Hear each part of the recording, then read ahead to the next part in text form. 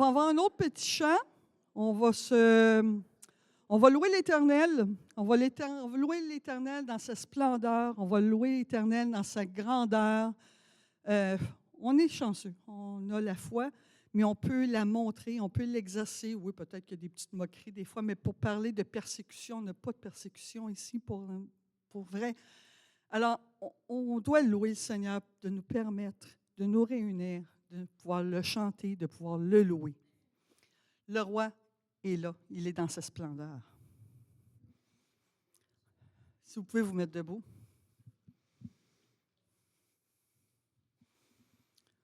Alors, tout le monde avec moi. Le roi dans sa splendeur, vêtu de majesté, la terre se réjouit, la terre se réjouit. Il est paré d'éclat, la nuit essaie de fuir au son de sa voix, au son de sa voix. Ô Dieu, tu es grand, nous chantons, ô Dieu, tu es grand, et tous verront, ô Dieu, combien tu es grand. Car d'âge en âge il règne, les temps sont dans sa main, commencement et fin, commencement et fin. Le Père, le Fils, l'Esprit, Trinité divine, le lion et l'agneau, le lion et l'agneau. Ô Dieu, tu es grand, nous chantons, ô Dieu, tu es grand, et tous verront, ô Dieu, combien tu es grand.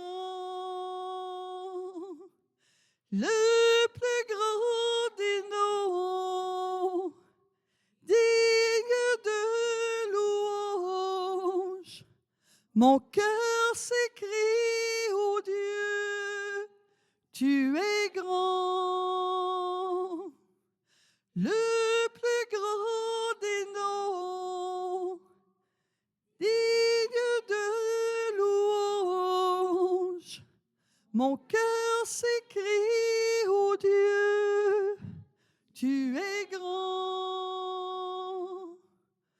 Ô Dieu, tu es grand, nous chantons, ô Dieu, tu es grand, et tous verront, ô Dieu, combien tu es grand.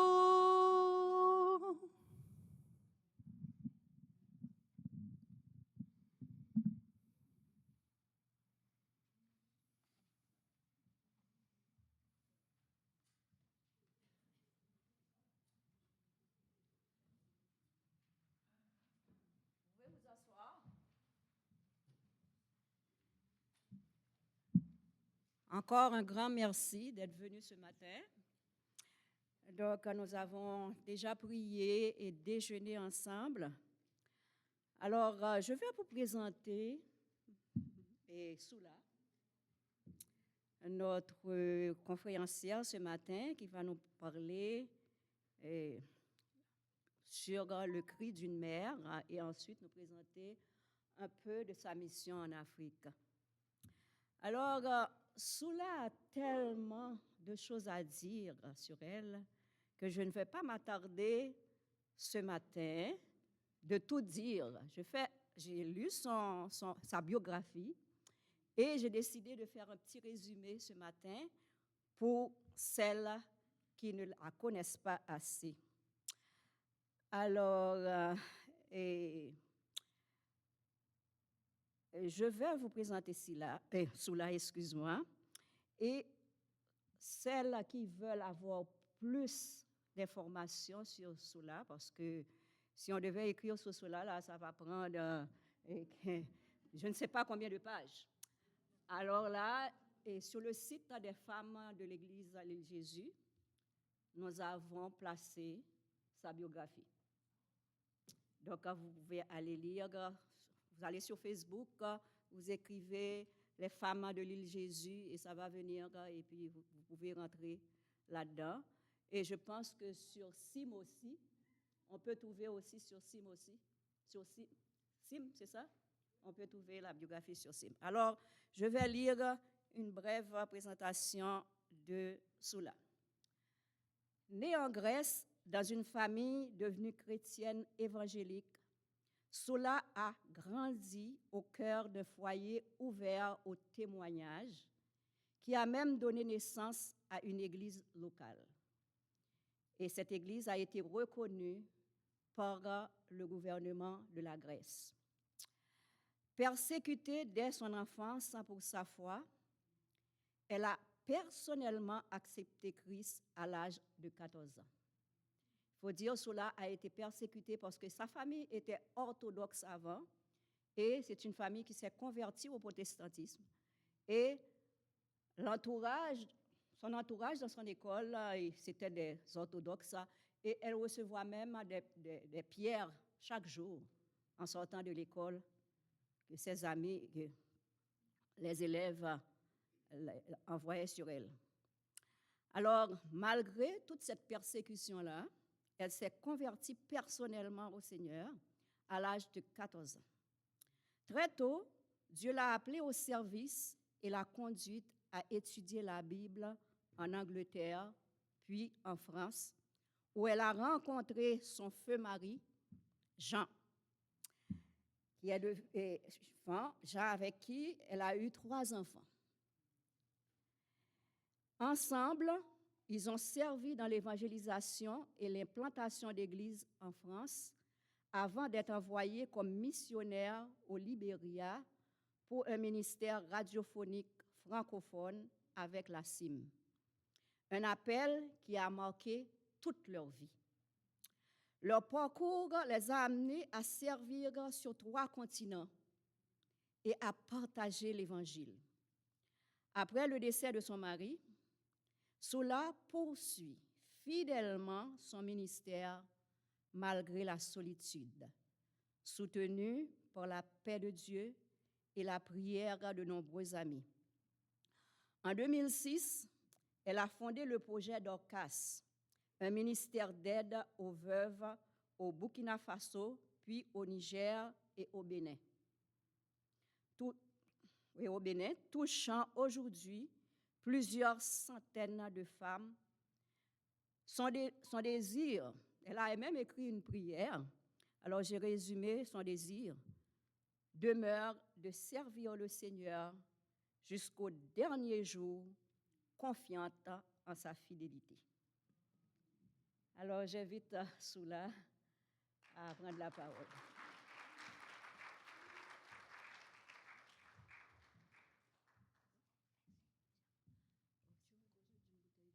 J'en ai. Merci. Merci beaucoup pour cette introduction et toutes les fleurs qui ont été jetées. Je suis vraiment très, très contente, très privilégiée d'être avec vous ce matin. Ça faisait longtemps que je ne suis pas revenue à l'église. Donc, quand j'ai reçu l'invitation, je l'ai acceptée avec joie. Et aussi, c'est ma joie de voir aussi mes frères et sœurs, mes frères, non, pas des frères, les sœurs de l'église de Sainte-Rose que vous avez bien accueillies. Je vous remercie personnellement. Le thème du message ce matin que votre comité a choisi, parce que maintenant j'ai toute une liste de messages quand les gens m'invitent dans une église pour une présentation, un message, je dis voilà ce que je vous propose, choisissez ce que vous voulez. Et j'étais vraiment surprise et contente que vous avez choisi le cri d'une mère. Et vous allez voir dans ce texte que nous allons voir ensemble la richesse qu'il y a dans cette histoire. Le cri d'une femme ou une femme avec une foi étonnante, une prière audacieuse mais pleine d'humilité. Voilà, on peut dire, donner 3 titres à ce message. Nous trouvons cette histoire dans l'Évangile de Marc, au chapitre 7, versets 24 à 30, et au Matthieu 15, 21, 28. Plusieurs livres portent le titre « Les cris d'une mère ». Ils racontent de différentes histoires qui parlent des mères qui ont vécu un drame avec un de leurs enfants. Un exemple parmi d'autres que je trouvais, « Les cris d'une mère », le titre d'un roman qui est poignant, qui raconte l'histoire de Kerima, une jeune métisse qui est achetée par un riche propriétaire d'une plantation de coton dans les Antilles quand elle était adolescente. Mais elle a aimé cet homme et de cet amour impossible est né un petit garçon qui malheureusement a été arraché le jour de sa naissance. Cette jeune mère était déchirée et elle a tout fait pour retrouver son enfant.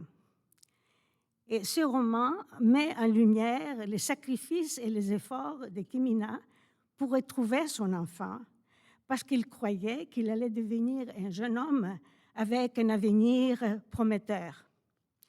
Quelques années plus tard, ce garçon a été vendu à un diplomate qui l'a acheté pour amuser. Il avait des jumelles et il voulait amuser les jumelles, donc il a pris ce garçon, il a acheté ce garçon.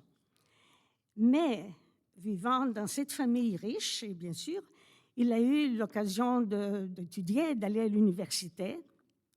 Et les cris de cœur d'une mère, qui est un cri très très fort, le plus puissant des cris qui puissent exister.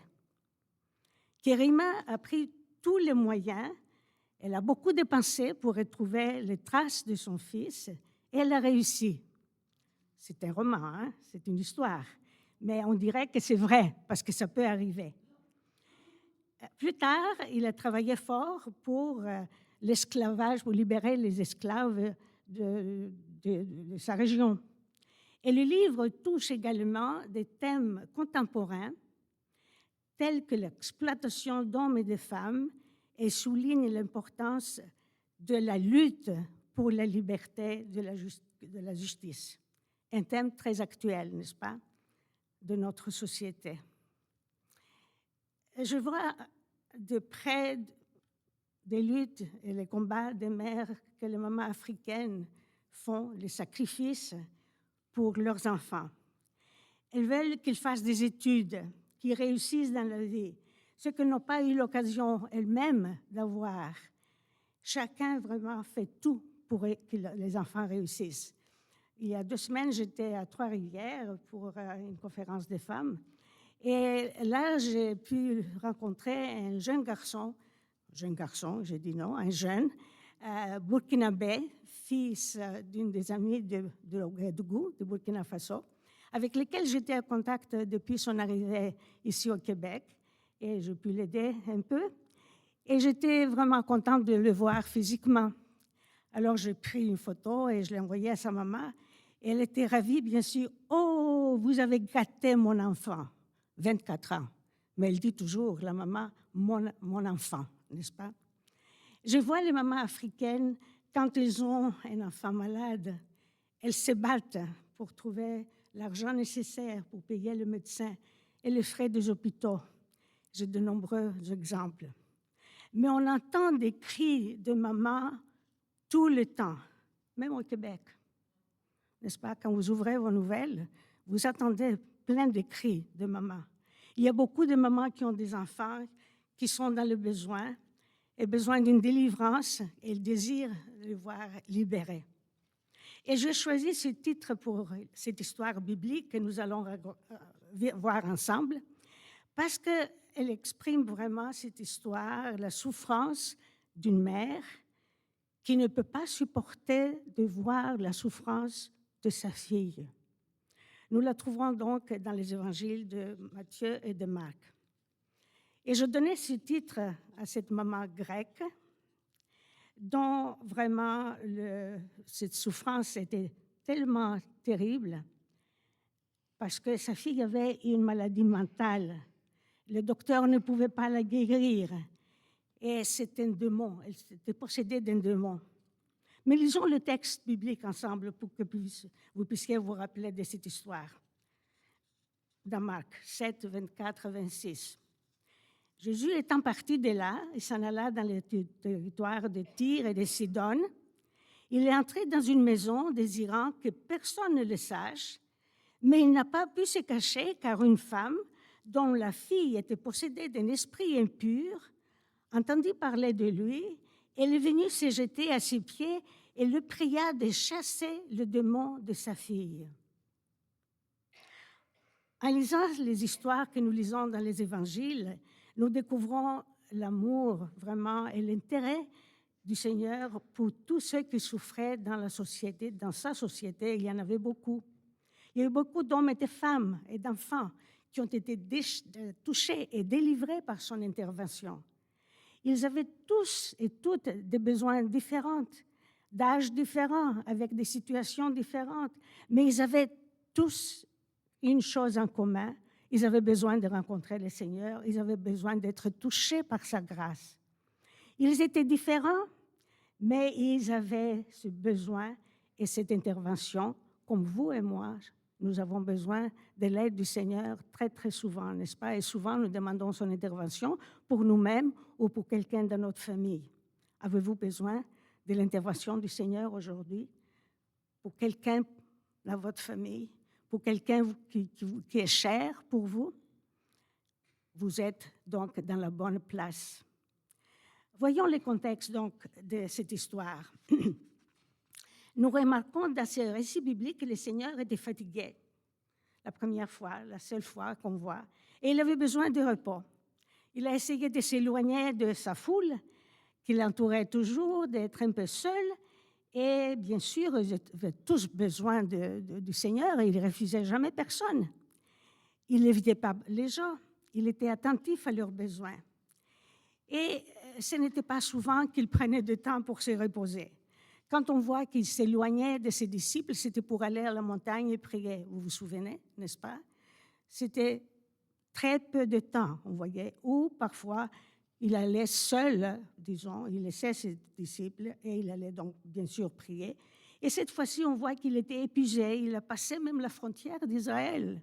Il va dans un pays voisin, il va au Liban. On parle beaucoup du Liban aujourd'hui, hein. Le sud du Liban, c'est par là qu'il est allé à le Seigneur. Et bien sûr, ça nous rappelle que les choses ne changent pas, qu'il y a encore beaucoup de souffrances dans cette région du monde. Nous avons vraiment, nous voyons que le Seigneur est rentré dans cette maison, on lit dans le texte, et on ne sait pas à qui appartenait cette maison, on ne nous dit pas. Peut-être quelqu'un qui l'avait invité, et peut-être les disciples avaient arrangé cette excursion pour le Seigneur. Ils voyaient que leur maître était fatigué. Ils lui ont dit, OK, on a trouvé un endroit, tu vas sortir d'ici parce que chez nous, tu es toujours occupé. On va aller se reposer là-bas. Mais aussitôt qu'il est rentré dans cette maison, une femme est venue le voir sans être invitée. Elle a du culot, cette femme grecque. Est-ce qu'elle me ressemble? Est-ce que je lui ressemble? Qui était cette femme? Comment elle avait entendu parler de la puissance du Seigneur de guérir des personnes qui étaient possédées d'un démon? Nous ne savons pas qui elle était, quel était son âge, seulement qu'elle était grecque. Ni comment elle avait entendu parler du Seigneur, n'est-ce pas? On ne sait pas. Alors, elle vivait dans un pays étranger, il n'y avait pas de cellulaire pour quelqu'un lui passe un texto qui lui dit « Ah, tu sais, aujourd'hui, chez toi, là, il va arriver le Seigneur. » Non, il n'y avait pas ces moyens, j'imagine, n'est-ce pas, vous voyez? Mais voilà, on voit qu'elle a entendu parler de ça.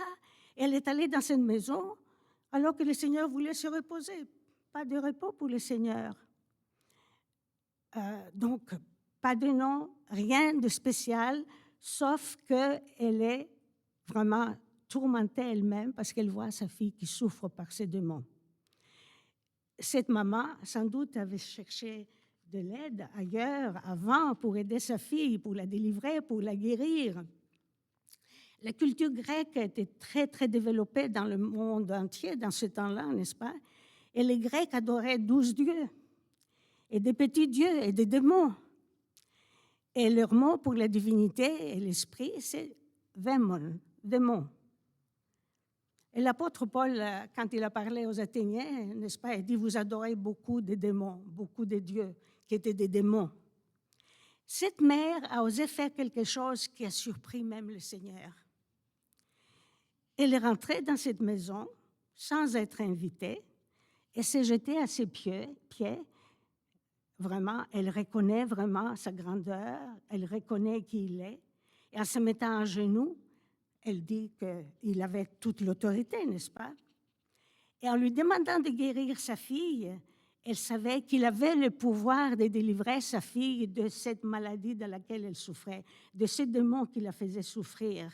Voici sa prière. « Aie pitié de moi, Seigneur, fils de David. » Elle sait même sa descendance du Seigneur. « Ma fille est cruellement tourmentée par les démons. » Dans Matthieu, vous savez, il y a les 2 textes qui nous complètent cette histoire. Et Marc dit, sa fille était possédée d'un esprit impur. C'est sa fille qui est tourmentée par ces démons, mais c'est elle qui la voyait souffrir. Sa fille n'était pas consciente de sa souffrance. Et c'est elle qui avait la foi pour sa fille. C'est souvent comme ça, n'est-ce pas? Nous, les mamans, nous avons des fardeaux pour nos enfants quand ils ne se rendent même pas compte qu'ils ont un fardeau. Donc, c'est elle qui souffre. Peut-être ta fille n'était même pas consciente de son état, mais la maman souffrait énormément. Elle ne pouvait plus supporter de voir sa fille qui souffrait.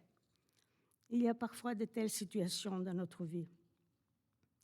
Si nous avons des enfants, il y a peut-être un qui souffre. Peu importe la raison pour laquelle ils souffrent, ils sont toujours nos enfants et nous sommes conscients de leurs besoins et nous voyant leur souffrance, nous souffrons.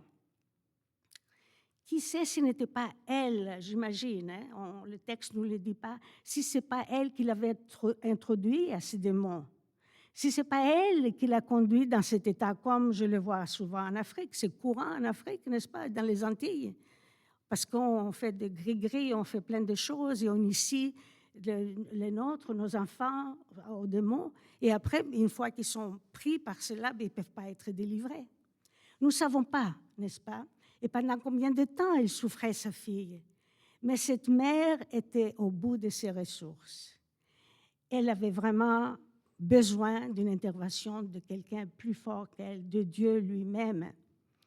Et bien sûr, peut-être elle a été chez les guérisseurs, peut-être elle a trouvé de différents moyens qu'elle avait essayé, mais il n'y avait rien qui marchait, ni les idoles, ni ces faux dieux.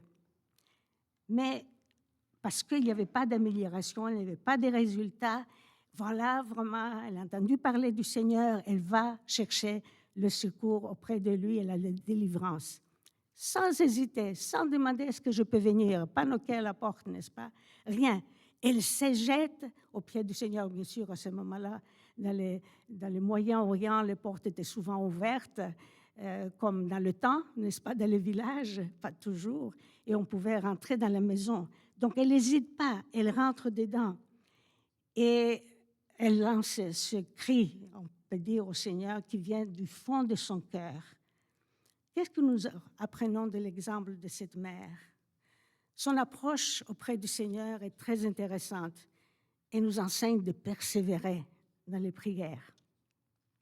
Elle avait sans doute entendu parler du Seigneur d'une manière ou d'une autre, de sa puissance qui guérissait des malades, qu'il y avait même des morts qui étaient ressuscités, n'est-ce pas?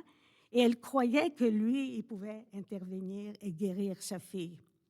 Et remarquons son attitude devant le Seigneur. En se mettant aux genoux, bien sûr, elle reconnaît son autorité.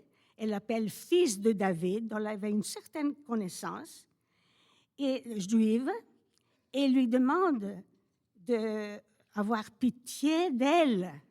Sa fille souffre, mais elle dit « aie pitié de moi ». Elle s'est chargée de la souffrance de sa fille.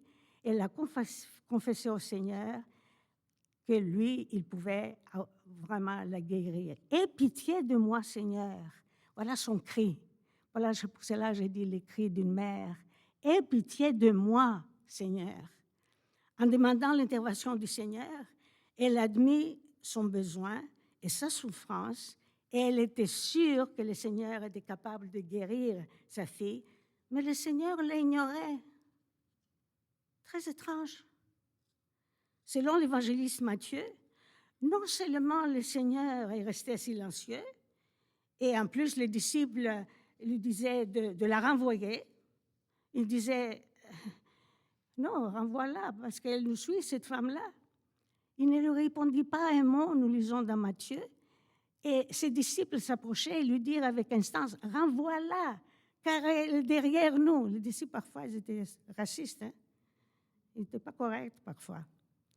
Ce n'était pas la première fois que les disciples avaient cette attitude, on peut dire. Quand les mamans, vous vous souvenez, à une autre occasion, avaient amené leurs enfants au Seigneur pour qu'ils les bénissent, dans Marc 10, il a dit, renvoie-les, renvoie-les. Et le Seigneur a dit, non, moi je vais bénir les enfants. La réponse du Seigneur est étrange. Quand la mère crie, aie pitié de moi, Seigneur, qu'est-ce qu'il répond? Laisse d'abord les enfants se rassasier, car il n'est pas bien de prendre le pain des enfants et de les jeter aux petits chiens. Wow! C'est fort, hein? Surprenant, étonnant, choquant même. Il traite cette femme de petits chiens. Incroyable. Comment? Comment le Seigneur peut faire ça? Mais ne se décourage pas. Oh, je l'aime, cette femme grecque. J'espère que vous l'aimez aussi. Elle me donne un grand exemple. Ce n'était pas l'habitude du Seigneur de répondre de cette façon. Qu'est-ce qu'il a voulu faire, le Seigneur? Il fait tout à merveille. Je ne lui donne pas le blâme. Il savait qu'est-ce qu'il faisait, le Seigneur. Alors, il l'amène à cette deuxième tentative. La mère fixe les yeux sur le Seigneur et elle répond avec foi, « Mais le petit chien sous la table mange les miettes des enfants. OK, tu mettrais des petits chiens, pas grave.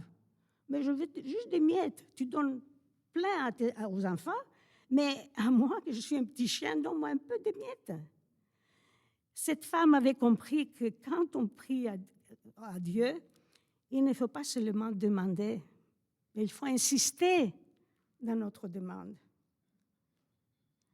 Tout d'abord, elle a demandé au Seigneur de guérir sa fille.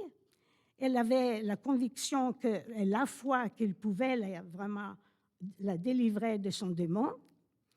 Elle est vraiment venue comme un enfant qui demande vraiment de l'aide et d'une façon très, très simple et directe.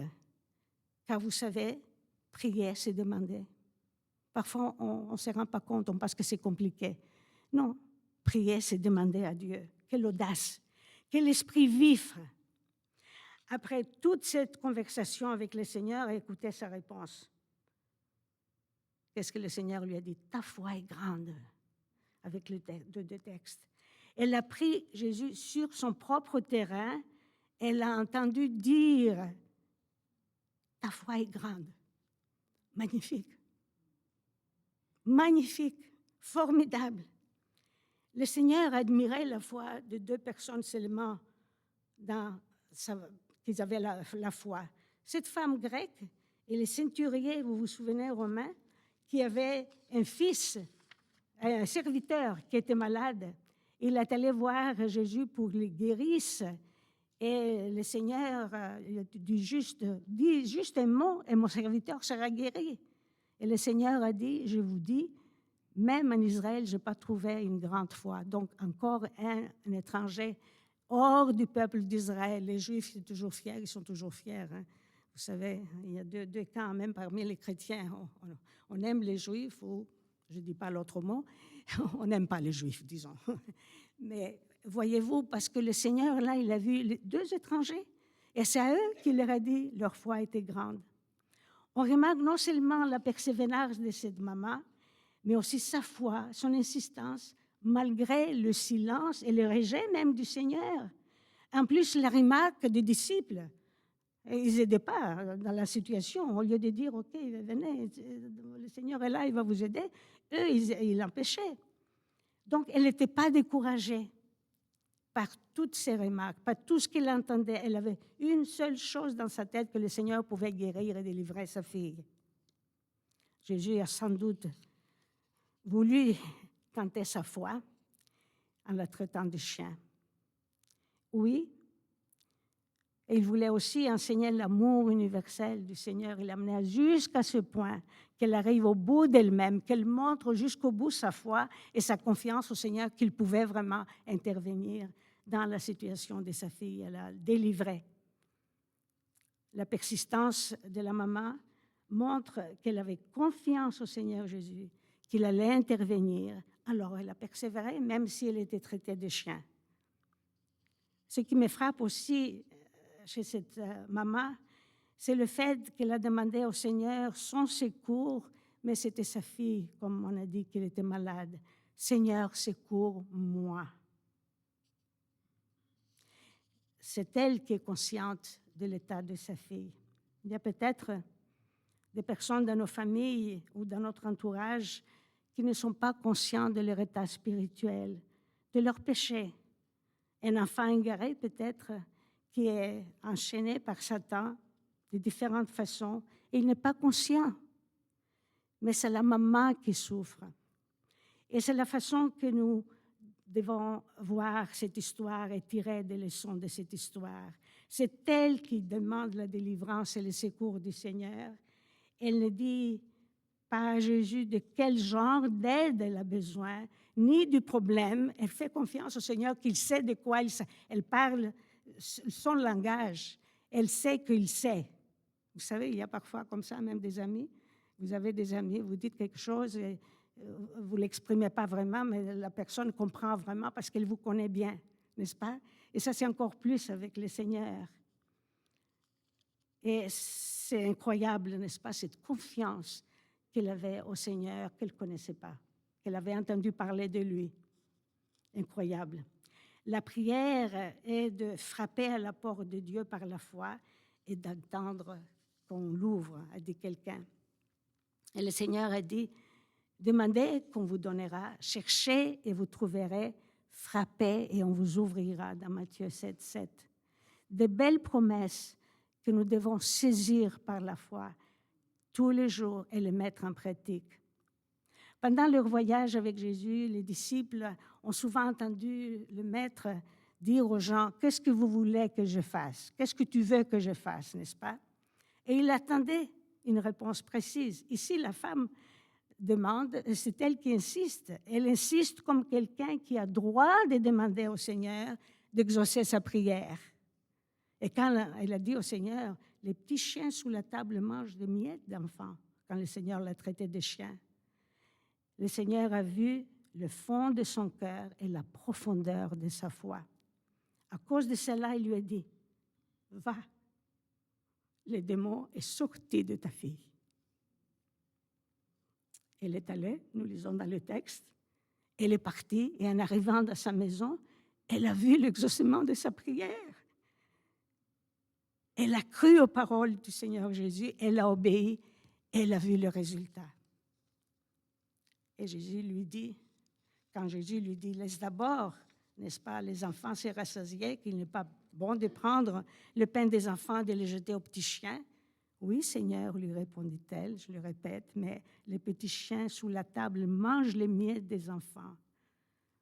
Et alors le Seigneur lui dit, à cause de cette parole, va, et le démon est sorti de ta fille. Et quand elle est arrivée à la maison, nous dit le texte, elle a trouvé que sa fille était couchée sur son lit et le démon était parti. Nous avons ici un merveilleux exemple de quelqu'un qui prie avec foi. Elle a eu la foi d'un enfant, on peut dire. Jésus a insisté sur cet enseignement que la réponse à la prière, c'est de recevoir ce qu'on demande. Le Seigneur a voulu donner aussi une leçon à ses disciples. Quand, en lisant les histoires, j'ai envie de dire aussi moi-même au Seigneur, « Seigneur, augmente ma foi. » Pas vous? lorsqu'on s'approche de Dieu, il faut faire comme des petits-enfants, être comme des petits-enfants. Un enfant ne craint pas de demander à ses parents ce qu'il a besoin, n'est-ce pas? Il montre qu'il dépend de ses parents et il sait que les parents vont pourvoir à ses besoins. C'est la même chose pour nous avec Dieu. Lorsque nous prions, nous demandons quelque chose à notre Père. Nous reconnaissons qu'il est le Créateur, qu'il peut répondre à notre besoin. Et en priant, nous montrons notre dépendance. Vous savez, c'est ça finalement. Pourquoi on prie? Parce qu'on a confiance que Dieu va nous répondre, n'est-ce pas? Et en lui demandant, nous exprimons notre foi en lui. Posons-nous la question. Quand je prie, est-ce que vraiment j'attends que Dieu me réponde ou j'accomplis un devoir religieux? Parfois, même nous, les évangéliques, n'est-ce pas? On devient comme n'importe quelle autre religion. Quelqu'un a comparé la prière, ça c'est encore une histoire africaine, comme si on allait au marché, on se promène, on regarde, mais on n'achète rien. Tout est bien, surtout dans les marchés africains. Bien, ici aussi, il y a des marchés. On part avec les mains vides. Et beaucoup de nos prières, privées ou publiques, ressemblent à ça. On se promène en priant, on passe du bon temps et on n'achète rien. C'est à celui qu'on achète, dit le proverbe africain, qu'on donne un cadeau. N'est-ce pas? Souvent, quand vous allez dans le marché africain, vous achetez et après, on vous donne un petit cadeau en plus. Ça, c'est un plus cadeau. Ou, si tu as du culot, je l'ai, demande, et mon cadeau? Alors, on me donne un cadeau en plus de ce que j'ai acheté. Une autre chose, souvenons-nous que quand le Seigneur nous répond non, nous pensons que nous ne sommes pas dignes de cela, mais Dieu a ses ressources, on attend. Il est tout puissant pour répondre à son temps. C'est ça parfois qui est dur, n'est-ce pas? Quand on n'a pas la réponse tout de suite que nous attendons au Seigneur. Et c'est ça que la maman grecque nous enseigne, la foi et la persévérance en même temps. Suivons son exemple. Nous avons peut-être un enfant ou un petit enfant. Il y a des grands-mamans, je suppose ici, qui ont besoin d'intervention du Seigneur dans la vie. Ne cessons pas de prier pour ceux dans notre famille qui ont besoin de la touche du Seigneur. Demandez et on vous donnera. Cherchez et vous trouverez. Frappez et on vous ouvrira. Car quiconque demande reçoit, celui qui cherche trouve et on l'ouvre à celui qui frappe. Si donc, méchants comme vous l'êtes, vous savez donner de bonnes choses à vos enfants, à combien plus forte raison votre Père qui est dans les cieux donnera-t-il de bonnes choses à ceux qui lui demandent, Matthieu 7, 7 à 8. Tout ce que vous demanderez avec foi par la prière, vous le recevrez, dit le Seigneur. Tout ce, vous savez, j'aime beaucoup les absolus dans la parole de Dieu. J'ai un dada avec ça. Les femmes en Grèce, j'ai une conférence chaque année. Et souvent, je les répète, le tout, le toujours, les personnes, les absolus de la parole de Dieu. Ça m'intéresse énormément parce que c'est tout. Mais là, ça me dit non, moi, je n'ai pas la foi pour tout. Il y a des choses que je vois qui sont impossibles à faire. Mais le Seigneur dit tout ce que vous me demandez avec foi. Ça, c'est la condition. Parfois, si je le doute, si je dis oui, ça peut se faire, ça ne peut pas se faire. Et un autre verset, je vous dis, ce que vous demanderez au Père vous donnera en mon nom. Bien sûr, on demande au nom du Seigneur. Et ça aussi, ça montre qu'il y a un processus dans la prière. On admire ces femmes dans la Bible, mais la foi de beaucoup d'entre elles n'était pas grande. Elle était tremblante. Elles allaient vers Dieu en lui demandant quelque chose et Dieu a répondu au-delà de leur attente. Les prières des femmes dans la Bible nous montrent leur connaissance de Dieu, leur insistance, leur foi et leur humilité. Qu'est-ce qui se passe quand nous prions? Qu'est-ce que nous avons comme besoin? Besoin personnel, familial, n'importe la raison. Mais on peut s'approcher vraiment avec foi à notre Dieu et attendre vraiment la réponse. Dieu veut qu'on développe en priant une meilleure relation avec lui, parce que finalement, plus c'est content de la prière, plus on connaît notre Dieu et plus on se sent près de lui. Que Dieu nous donne la force, la foi de continuer et de suivre cet exemple de la maman grecque. Merci. Voilà.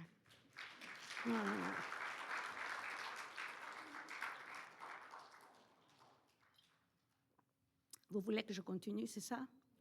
Parfait. Alors, on m'a demandé de présenter le ministère de Dorcas.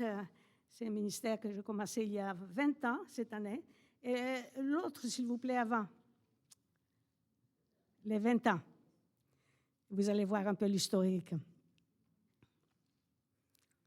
Ça va? Est-ce que je cache quelqu'un ici ou non? Ça va? Voilà.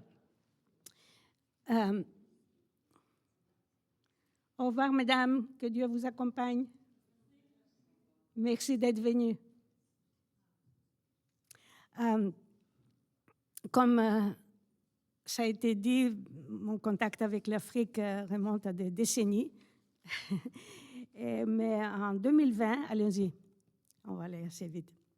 En 2006, il y a 20 ans, j'étais en tournée au Burkina Faso. Burkina Faso, c'est au centre, on peut dire, du continent ouest africain. 24 millions et demi de gens. Et j'étais invitée là aussi entourée, j'étais invitée à donner des conférences aux femmes. Et c'était, allons-y, c'était le président des églises de nos églises qui m'avait invitée. C'était la première fois qu'ils avaient toute la Bible dans leur langue gourmachema. Et donc, j'ai choisi le livre d'Esther pour enseigner à ces conférences. Allons-y. L'histoire de la famille Dorcas, l'origine, vous voyez, pour les veuves au Burkina Faso, un petit pas de foi. Allons-y. La première conférence était à Bougaindé, une ville au nord, avec 1289 participantes sous ces nattes-là. Voilà. Vous allez me dire comment ils ont compté les gens. Ils avaient une grande bassine et ils demandaient aux femmes qui arrivaient avec leurs enfants, leur nourriture pour 3 jours, de mettre un petit caillou dedans. Et après, ils ont compté le nombre. C'est comme ça que j'ai su à chaque conférence combien de gens il y avait. Allons-y. Alors, bien sûr, les chants, le livre d'Esther, c'était comment briller comme une étoile dans un monde de ténèbres. Ça, pour moi, ça, c'est le thème du livre d'Esther. Et vous voyez, celles qui avaient la Bible, qui pouvaient lire, elles étaient vraiment reconnaissantes, mais tout le monde n'avait pas la Bible encore. Et deux responsables de ce comité qui avaient organisé avec les églises, parce qu'ils travaillent très, très bien ensemble, vous voyez, beaucoup, beaucoup de monde. Et pour la première fois, alors que ça fait des années que j'allais en Afrique, je voulais savoir combien de veuves il y avait dans ce groupe de femmes.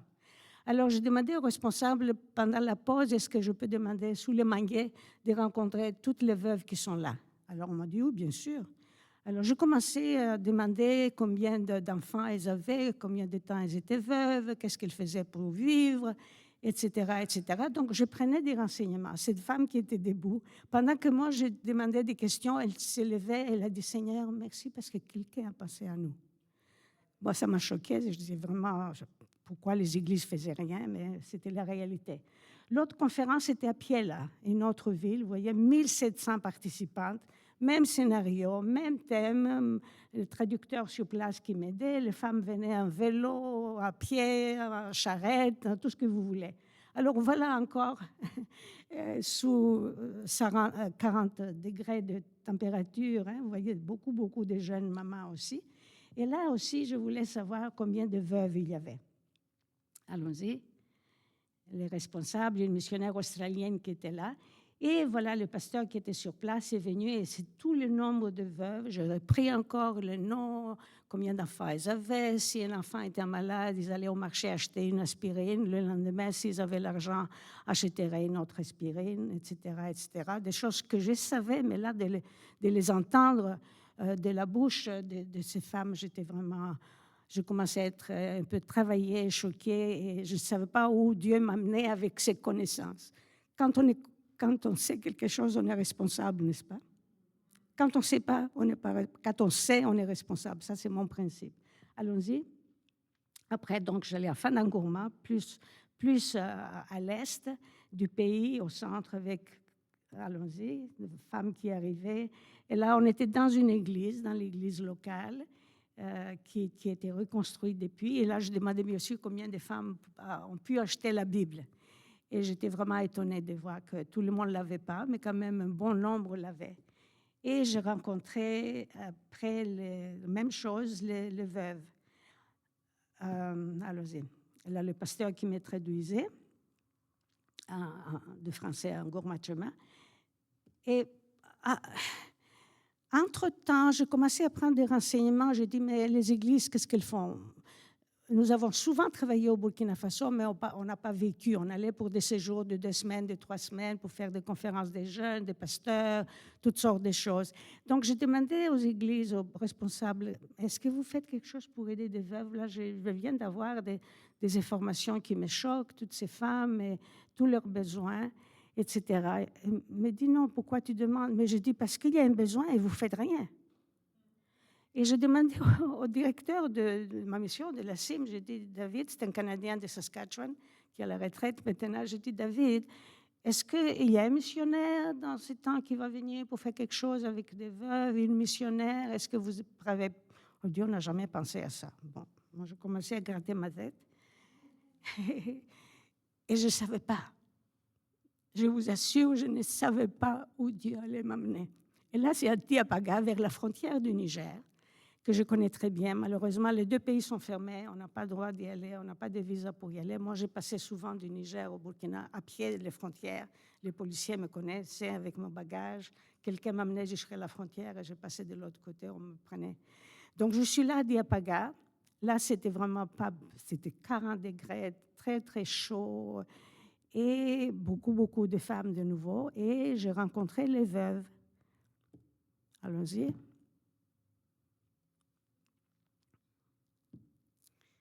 Voilà, ils écoutent bien, toujours le livre d'Esther, n'est-ce pas, que j'ai fini avec cette 4e conférence. Et voilà, celle qui me montre qu'il y avait la Bible. Et là, c'est un autre groupe de veuves, ce groupe de veuves.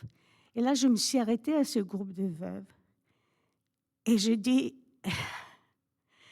priez pour moi, je ne sais pas qu'est-ce que je vais faire, mais je vais être votre voix. Et le verset qui m'est venu, allons-y. Prochaine. Cette photo est pour moi, j'espère la garder jusqu'à la fin de mes jours parce que ça me rappelle, voilà, ce verset qui m'est venu, « Ouvre ta bouche pour les muets, pour la cause de tous les délaissés ». C'est tout ce que le Seigneur m'a rappelé. Et je dis aux femmes, priez pour moi, je ne sais pas qu'est-ce que je vais faire, je vais être votre voix.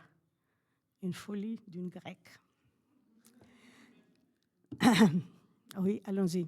Je pars de là, je suis revenue au Canada et après je suis allée en Grèce. Et dans ma ville, dans mon église, ils avaient une conférence et ils avaient un bazar, ils vendaient des confitures, ils avaient des broderies, plein de choses grecques là. Et je dis, qu'est-ce que vous faites? Elle dit, bon, on fait un bazar. Oh, je ne savais pas. Il faisait pour moi, susciter des fonds pour mon ministère, qui ne savait pas que moi, j'avais donné la promesse en Afrique de commencer quelque chose pour les veuves. Et ils ont ramassé 2500 €, qui était une belle somme pour commencer. Et un visiteur de l'Australie qui s'est converti en Australie de la région est venu, il voulait donner 2500 € à l'église.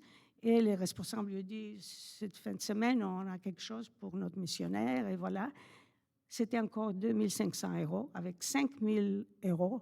C'est une belle somme. J'ai tout de suite, bien sûr, passé l'argent. J'ai dit, on peut commencer le projet. Et disons, faire ce que vous voulez faire d'abord. Et c'est la première chose qu'on a fait au Burkina Faso, c'était l'élevage de bœufs. Il y avait quelques femmes qui voulaient qu'on achète des bœufs. Et ça n'a pas toujours bien marché. La poterie, le jardinage et les banques de céréales. Le banque de céréales, c'est quand il y a la récolte du riz ou d'autres céréales, le sorgho, les graines du pays. On les met, on les garde et quand les prix montent, on vend, donc on gagne plus. Alors voilà les 4 points que c'était tout au début du projet au Burkina. Allons-y. Voilà, comment ils faisaient la poterie. C'était les pots qu'on utilise comme des Tupperware, vous allez voir. Et ça, c'était, les femmes allaient à pied à 25 km pour chercher l'argile, à pied dans les charrettes. Ils revenaient à pied là, et là, voilà ce que j'ai dit. Et après, travailler l'argile avec les pieds, avec les mains. Allons-y. À quelle heure je dois finir? Midi? OK, OK, non, quand même.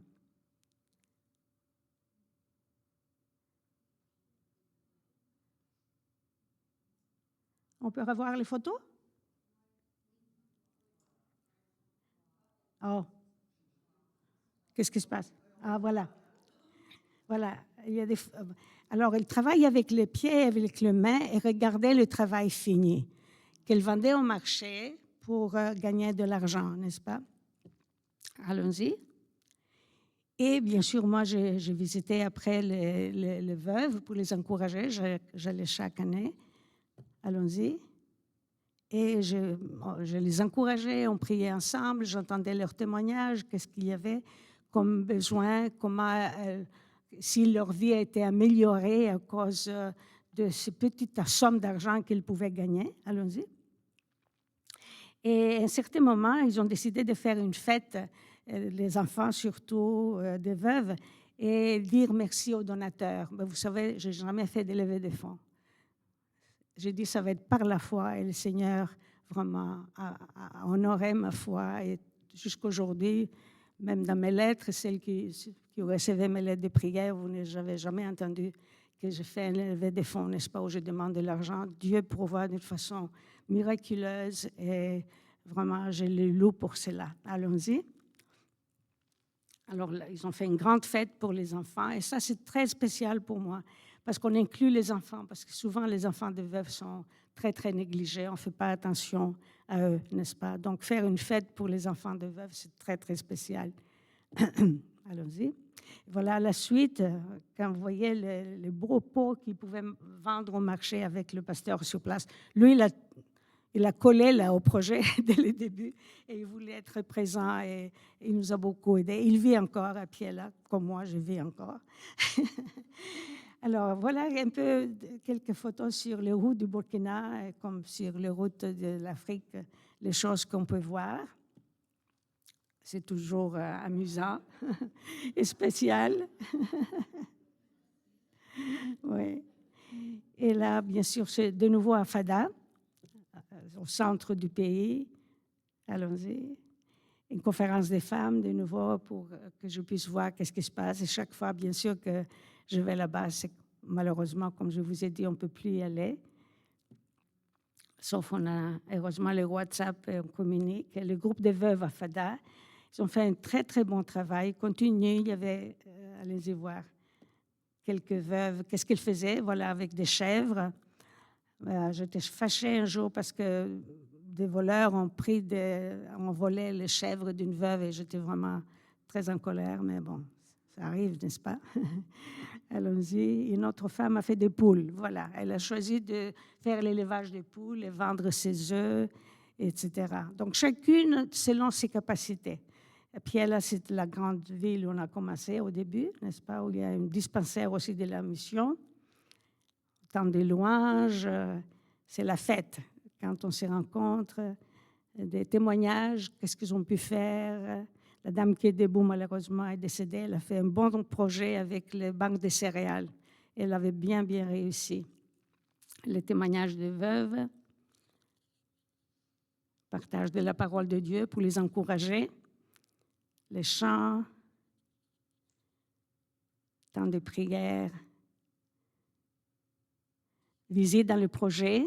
Elle voulait voir qu'est-ce qui se passe, comment elle se débrouille, quels sont les besoins, quelles sont les faiblesses. N'est-ce pas? Il faut évaluer. Oh, une deuxième photo, pardon. Allons-y.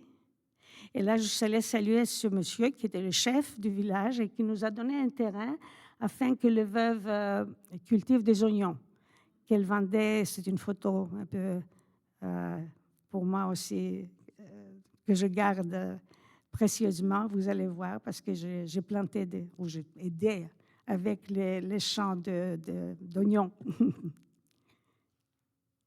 La production d'oignons qu'elle vendait au marché, vous voyez, c'était et de bons oignons. Et voilà l'élevage des bœufs. Et les enfants qui suivaient toujours. La blanche qui arrive là-bas, hein, c'était quelque chose de spécial. C'est comme ça. Non, c'est Mama Soula. Et Dieu vraiment prend soin des orphelins, n'est-ce pas? C'est ça qui m'avait beaucoup touchée parce que les mamans ne pouvaient pas prendre soin de leurs enfants ou les envoyer à l'école. Vas-y. Voilà la banque de céréales. Malheureusement, cette maman est décédée. Voyez-vous, elle faisait très, très, très bien son travail. Et de nouveaux horizons, après le Burkina Faso, il y a eu une inondation, on peut dire, à Ouagadougou, à la ville, et il y avait beaucoup de veuves qui étaient là. Et j'avais un collègue canadien qui travaillait dans cette région. Il m'a demandé si nous, on ne pouvait pas reconstruire 30 maisons pour les veuves qui étaient là. Et on a pu le faire par la grâce de Dieu. Et c'était vraiment une autre, pour moi, bénédiction, joie, fierté, on peut dire, de pouvoir aider dans ce domaine aussi. J'ai pu visiter les maisons, les veuves qui étaient là, faisaient le petit commerce, le savon, les petites les ventes de toutes sortes de choses, ou faites des beignets sur le côté de la rue, et elles gagnent de l'argent, voyez-vous, ça c'est le savon. Très bon savon qu'ils font avec le beurre de karité. Voilà la construction de 30 maisons qu'on a fait en 2010. Voilà, chacune a son histoire, et c'est vrai, comme vous et moi, n'est-ce pas? Chacune de nous a son histoire. Maman comparait sur sa chaise roulante. Mais des femmes qui vraiment travaillent très dur, n'importe quoi, pour gagner un peu d'argent.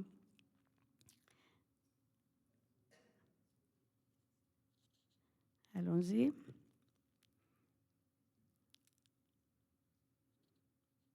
Et l'aide humanitaire qu'on peut amener parfois du riz ou des céréales parfois, ça dépend, avec mon collègue.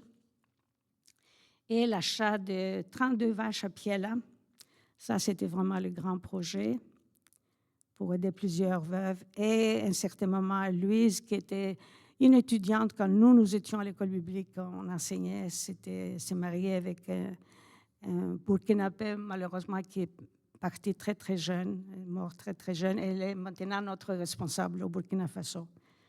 32 vaches à Piela, n'est-ce pas? Quand je venais en Europe ou ici, je voyais les vaches. Pas ici, je ne vois pas les vaches en ville, mais en Grèce, je les vois et je dis, oh, les vaches sont belles. Et les gens me disaient, qu'est-ce que tu as avec tes vaches, toi?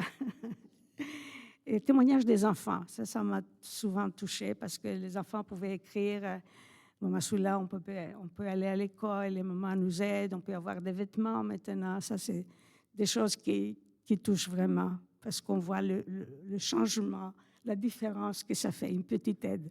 Allons-y. Quand les mamans peuvent envoyer leurs enfants à l'école, c'est comme je disais, avec l'histoire de la maman, c'est spécial. Oui, en 2009, donc, j'ai commencé aussi au Niger. Vous allez me dire pourquoi au Niger? Parce que mon mari et moi, nous avons travaillé dans ces 3 pays, le Burkina, le Niger et le Bénin. Le Bénin était l'orphelin à la fin, mais on est là.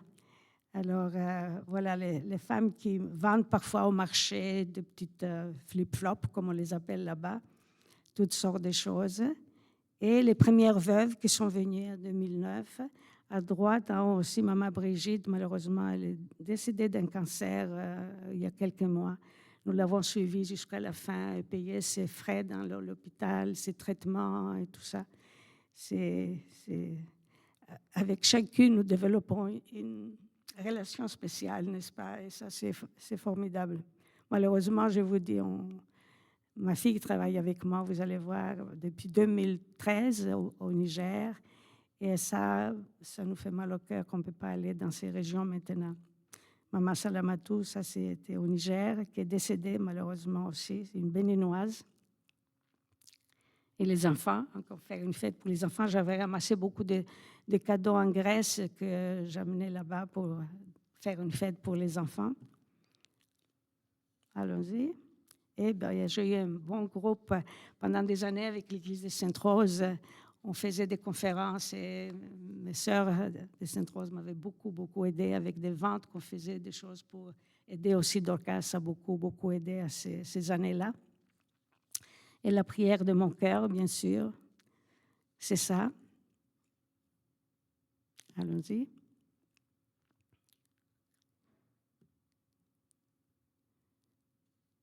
Et après, j'ai une présentation de notre dernier voyage. Oh non, il n'y en a pas d'autres photos de cette PowerPoint sur le Bénin? Oh, OK, il n'y en avait pas d'autres.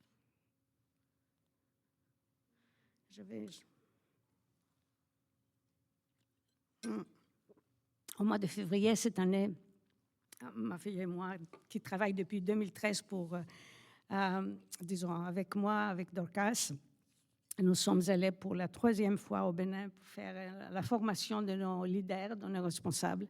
Je suis partie, bien sûr, avec la neige fin janvier. Et on s'est rencontrés à Paris. Elle vit au Texas. Allons-y. On se rencontre à Paris et après on poursuit au Bénin, Cotonou. Nous avons une béninoise ici ce matin, vraiment, 2 béninoises. Je ne savais pas que tu étais béninoise. Alors, honneur au Bénin alors maintenant. C'est mon pays adoptif aussi. Vous m'acceptez? Et on arrive à Cotonou, la grande ville au bord de l'océan. Cotonou, une ville qui change, qui a beaucoup, beaucoup changé les dernières années, qui nous impressionne par sa propreté, avec le nom qui était une ville sale, plus ça. Il y a eu pendant deux sessions un président très, très ordonné, il demandait beaucoup. Alors, ils ont aussi l'Amazone qui représente toute l'histoire du Bénin. Les Amazones, à certains moments, étaient des femmes qui ont travaillé pour le roi du Bénin. Et il n'y avait pas des hommes qui étaient engagés, mais c'est les femmes, n'est-ce pas? C'est comme ça, n'est-ce pas, les Béninoises? Et alors, moi, je compare ma fille et les leaders de Dorcas maintenant comme des Amazones. J'ai dit, les filles, vous travaillez pour le roi, n'est-ce pas? Et c'est formidable de voir cette équipe. On est soudés, on a des communications presque tous les jours. Et on suit des livres ensemble de leaders et ça, on voit un progrès énorme. C'est vraiment incroyable. Voilà encore qu'est-ce que vous pouvez rencontrer sur votre route au Bénin. Et les femmes m'impressionnent toujours. Je m'arrête, je leur parle. Les femmes portent beaucoup, non seulement sur leur tête, mais sur leur cœur, sur leur vie. Elles ne parlent pas, elles ne demandent pas. Elles souffrent silencieusement. C'est ça que j'ai dit. Alors, mesdames, n'abandonnez pas, n'est-ce pas? N'abandonnez pas. Voilà, on peut dire cette photo qui est pour moi magique. Je l'aime beaucoup parce que ça me rappelle, heureusement, je n'ai pas perdu ma tête encore. Alors, si je perds ma mémoire, ça va être dur. Mais là, cette photo, ça restera jusqu'à la fin de mes jours inoubliable, cette scène, cette promesse d'être leur voix. Allons-y. Et en arrivant à Cotonou, on passe par un marchand de fruits parce qu'on attendait vraiment 10 dames qui allaient venir et on voulait avoir à la maison de passage de la Cime où on restait des fruits pour accueillir pour les femmes qui venaient. Voilà le premier groupe du Burkina Faso et à gauche et après à droite du Bénin, de Parakou, les responsables. Ici, c'est les femmes du Niger qui ont fait le tour. On les a fait venir par avion à cause de la situation qui est dangereuse. Ils ne pouvaient pas venir par la route directement avec le bus ou avec même un taxi de Niamey jusqu'à Cotonou. Donc, on les a fait venir par avion pour leur sécurité et pour la nôtre, parce que c'est pas facile, n'importe quoi pour y arriver. Et la dame là avance avec moi. Si vous voulez retourner. OK, cette dame avec moi, c'est une Rwandaise qu'on a fait venir de Paris. Elle est venue 2 fois à Niamey avec d'autres groupes de femmes pour visiter les veuves. Et moi, je la connais depuis des vingtaines d'années à Paris. Elle a perdu son mari à Rwanda avec les événements de 92, c'est ça. Elle a vu son mari mourir. Elle est partie avec 4 enfants, sans rien. Par la brousse, elle a passé du Rwanda jusqu'au Kenya, est arrivée. Et ça vaut la peine que je vous raconte son histoire. Et là, elle essayait elle voulait aller en France, elle avait de la famille, mais c'était difficile d'avoir ses papiers. Et elle n'était pas loin d'une station militaire française. Et il y avait, paraît-il, un général ou un haut placé à l'armée qui avait son anniversaire, sa fête. Elle a entendu dire les soldats qu'ils voulaient faire un gâteau à cet officier, mais ils n'avaient rien pour faire le gâteau. Et Yvonne, il s'appelle Yvonne, elle a entendu dire, mais qu'est-ce que vous avez dans la cuisine? Vous avez quelque chose? Elle dit, oh, farine, les œufs, le lait. OK, elle dit, vous inquiétez pas, moi je vais faire un gâteau. Alors elle est allée à la cuisine, elle a fait un gâteau et le soir, les soldats ont présenté ce gâteau à leur général. Et lui dit, mais où est-ce que vous avez trouvé en brousse, là, le gâteau? Et ils ont dit, mais il y a une veuve ici de Rwanda qui est partie avec ses 4 enfants. Elle attend ses papiers pour aller en France. Et lui, il a fait tout de suite le nécessaire pour qu'elle parte en France. Il a même payé le départ. Donc, j'ai des frissons en les disant, voyez comment Dieu pourvoit parfois. Elle est en France et bien sûr, ses enfants ont grandi. Elle a une fille qui est docteur, qui travaille à Aix-en-Provence, et un fils en Angleterre. Elle est grand-maman. Elle aime beaucoup les veuves. Elle est venue cette année parler du deuil. Vous savez, ce n'est pas facile. Hein, et les Africains vivent le deuil différemment, on peut dire, que les Blancs. Alors, en tant qu'Africaine, elle peut vraiment aider. Et alors, on l'aime beaucoup, donc elle est venue, on l'a fait venir aussi. Et moi, en partant d'ici, j'avais mis à mon congélateur un banana cake. J'avais quelques bananes avant de partir. Je dis, je mets au congélateur. Et il est bien arrivé. Alors, un matin, parce que ma fille m'a donné la responsabilité des petits déjeuners. Donc, c'est moi j'avais mon équipe, mais c'est moi qui faisais la bouillie. J'emmenais 5 kilos de flocons d'avoine avec moi, parce que mes amis africains aiment le flocon d'avoine. Alors, chaque matin, je faisais ça. Et un matin, j'ai sorti mon banana cake. Elles étaient toutes contentes. Alors, voilà, tout le groupe, on est ensemble. Ça, c'est la salle à manger de la maison de passage où nous sommes à Cotonou. On est accueillis. Le dimanche, on est allé dans une église qui est plus proche avant de commencer notre séminaire. Alors, tout le monde est là. Et après, voilà, on a travaillé pendant 2 semaines avec différents thèmes, le leader, ses responsabilités, sa vie spirituelle. J'avais le matin une série sur les psaumes pour la méditation, la prière, les chants et vraiment, voilà, les messages sur les psaumes. Et après, ces thèmes que nous avons suivis aussi, marche avec ton Dieu, n'est-ce pas? La compassion également. Alors, beaucoup de travail. On a pensé que c'était trop, peut-être, mais on ne peut pas faire autrement. C'est nécessaire parce que ces femmes sont les leaders sur place. C'est elles qui nous représentent, c'est elles qui suivent. C'est à elles qu'on confie les sommes d'argent qu'elles ont besoin dans chaque pays pour gérer les besoins locaux et les urgences, bien sûr. Parfois, un enfant malade, parfois, vraiment quelque chose qu'il faut tout de suite intervenir. Oui, j'ai presque fini. Alors, les sessions sur le deuil avec Yvonne. Allons-y. Après des temps de chant, des louanges, des prières. Et bien sûr, on a fêté les 20 ans dans une église, notre première église à Cotonou, qui était le fruit de notre travail à Cotonou avec mon mari parmi les universitaires. Alors, c'était vraiment une grande fête. On a invité les veuves de toutes les églises de Cotonou, qui sont venues à peu près une centaine. Et on était à Sikekoji, on a eu un lunch ensemble et on a fêté ensemble. Voilà, dans l'église. Allons-y. Un peu. La maman de Benoît, que Aline connaît. Et quelques-unes de ces femmes n'avaient jamais vu l'eau, l'océan. Alors, on les amenait au bord de l'eau, de l'océan, parce que le guest house de la Simon-Rest, c'est à 5 minutes à pied, tout près. Donc, voilà. Et après, on a visité une autre église de Jacob Jossou, près de Porto Novo. Et c'était maintenant la photo du départ. Allons-y. Bon, ma fille m'a fait un cadeau pour les 20 ans de Dorcas, et moi, je lui fais un cadeau d'une Amazon, de Cotonou. Voilà, des au revoir. Jette ton pain sur la surface des eaux. La parole de Dieu, avec le temps, tu le retrouveras. Et vite, j'avais 2, 3 autres photos, n'est-ce pas? 2, 3 photos, 2 histoires que j'ai ajoutées après. Avant de partir d'ici, j'ai eu des amis qui m'ont donné une somme d'argent et qui ne voulaient pas des reçus. Donc, j'ai prié que le Seigneur me montre comment investir cet argent. C'était une belle somme. Alors, je demandais à mes femmes au Burkina, est-ce que vous avez un besoin urgent?